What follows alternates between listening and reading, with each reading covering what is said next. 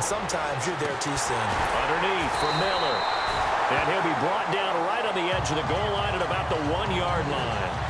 It'll be a gain of 9, and that'll make it 2nd and short. So many times you hear today's NFL described as a space game. Get your best players into space with the football in their hands. That's why sometimes you just swing it out to your runner, get him out in the flat, and let him have a chance to make people miss an open field. Just a gain of a yard, but it's going to set him up with a 1st and goal. At this stage of the game, the run-pass numbers are a little bit out of whack because most of the yardage has come through the air. But in a sense, that just sets things up for big runs like that because the defense might be a little bit off balance. They pick up another 1st down with that run. Encroachment, defense. So a jump there defensively. And it's a killer. Watch the football. Don't move across the line of scrimmage until the ball moves. They'll try to punch it in with Miller. And no signal yet. I don't think he got in. He didn't. They'll mark him at the 1. And before this 2nd down play, we'll get a whistle, a signal, and a timeout, as they'll stop the clock with 12 seconds to go in this 1st half.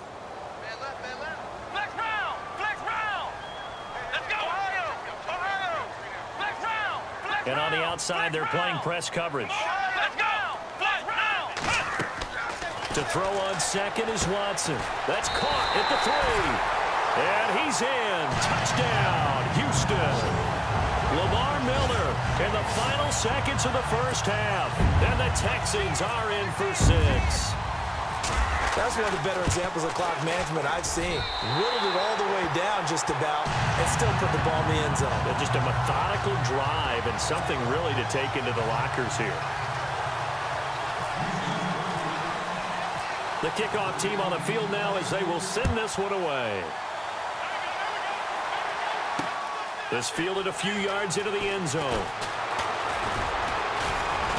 And a good return as he'll be stopped just shy of the 30-yard line.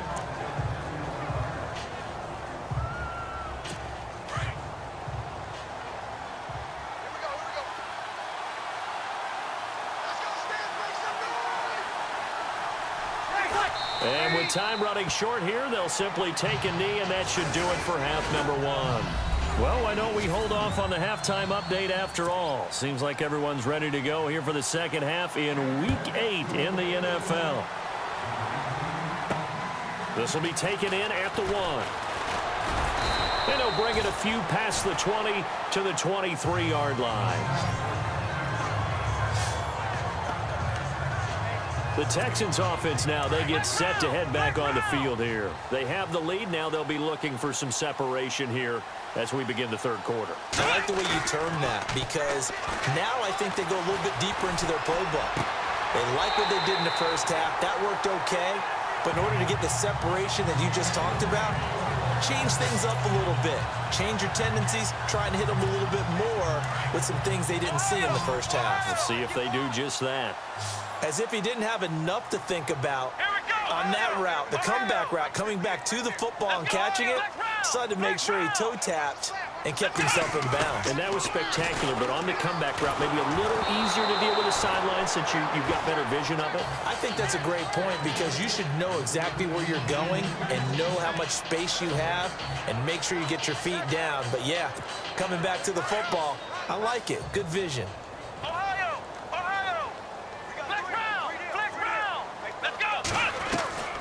On 2nd and 10, Watson. And he whips that one incomplete there. He was looking to get it to his running back, Lamar Miller. And now it's 3rd down. Well, pretty good coverage there, and both of these defenses, they've had good coverage throughout this one. No doubt about it, and in today's NFL, where we're used to a bit more scoring, this feels almost like a well-pitched game in baseball on both sides where the tension continues to build. Who's going to make the big play? And he's got Miller. And he's finally taken down, but not before getting across midfield and across the 45-yard line. So after that big gain, let's see what else the offense has up its sleeve. A handoff running left is Miller.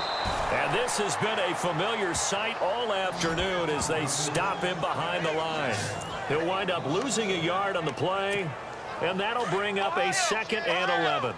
Muhammad Wilkerson elevated a tempo program that was looking for players like him, and he's carried that on into the NFL. And he's going to be taken down. Back across midfield, just across midfield at the 49. Leonard Williams, he's the one to get him, and that's sack number 7 for him on the year. Going to need something special here on 3rd and long after that sack. What does Watson have in his arsenal?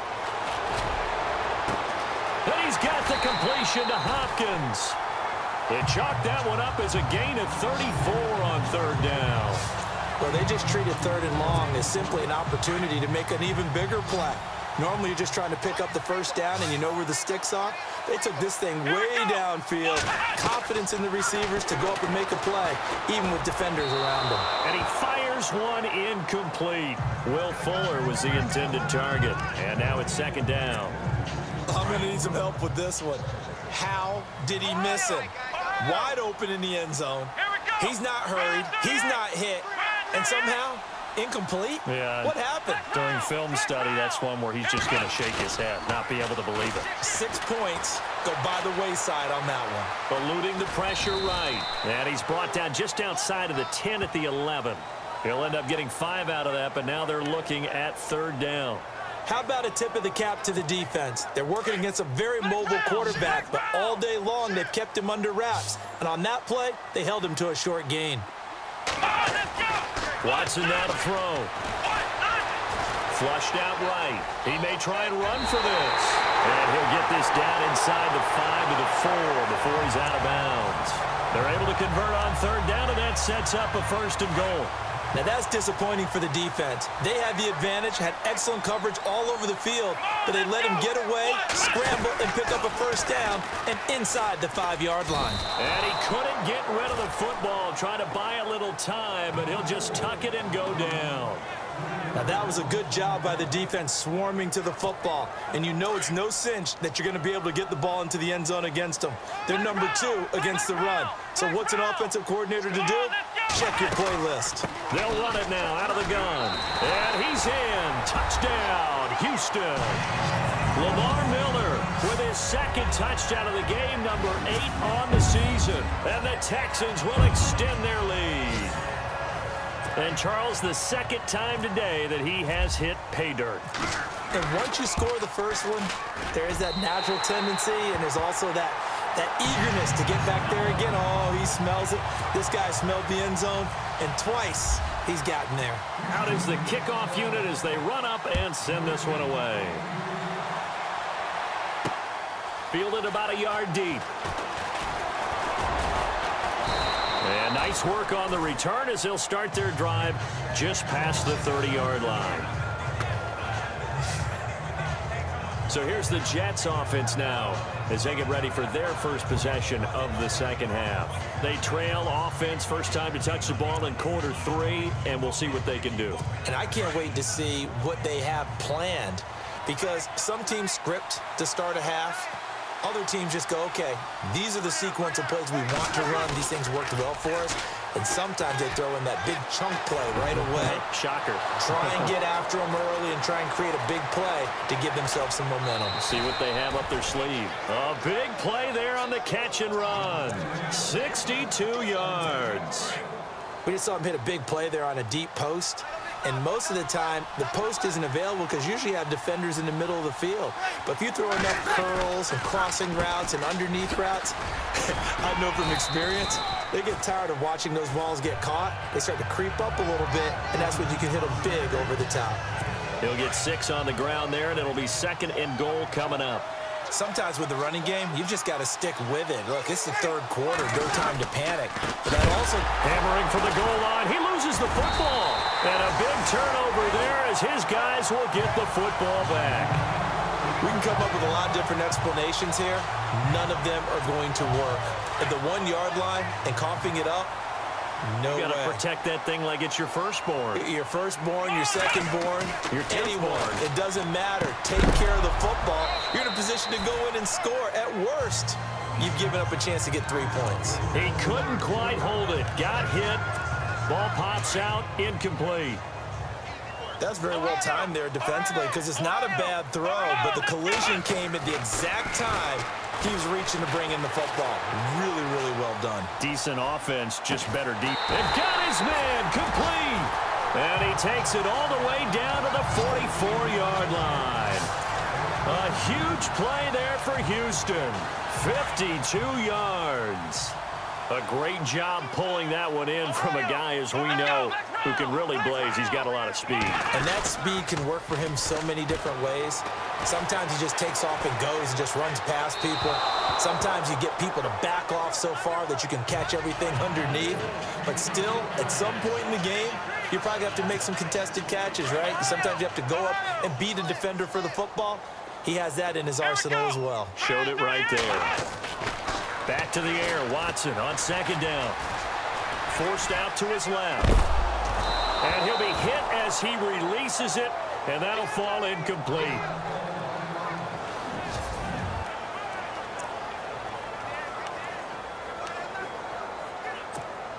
The Texans on third down. They've been very good, 5 for 7 thus far.